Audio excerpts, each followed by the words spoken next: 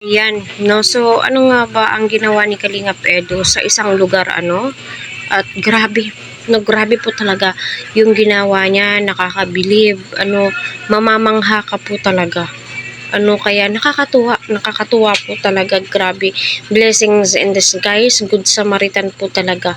Masasabi mong deserve ni Eds na napakaraming supporters, sponsors, kasi nga po, tatak na po talaga, nabago po talaga ni Eds. No, ika nga ni Sir Olbs TV, pinalagyan po nila yung balon ba yun? Kasi alam nyo na walang tubig sa paaralan pa po mismo, no?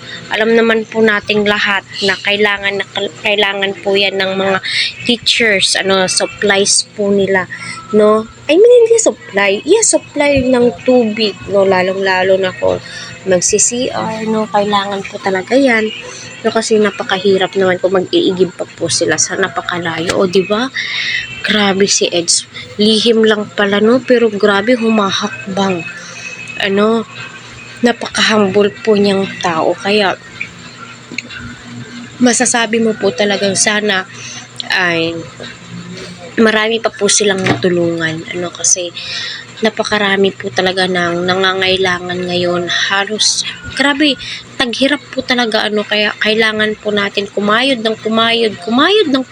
para masustain yung pang araw-araw po nating pangangailangan. Kailangan po nating magtipid. So, si Viancy hindi nga po nakaimik. Yes, speechless po itong si Viancy, dahil nga po, kita naman po natin na malaki po talaga yung pinagbago, no, yung school, grabe. Sabi mo, although yung school, andun na po talaga yun, pero yung tubig, yan po yung pinaka-importante sa lahat, ang tubig. Kung walang tubig, my God, di po tayo mabubuhay. Ika nga nila, mas okay pa walang kuryente, pero ang tubig ang pinaka-importante sa lahat. So panoorin po natin yung upload ni Sir Olives TV.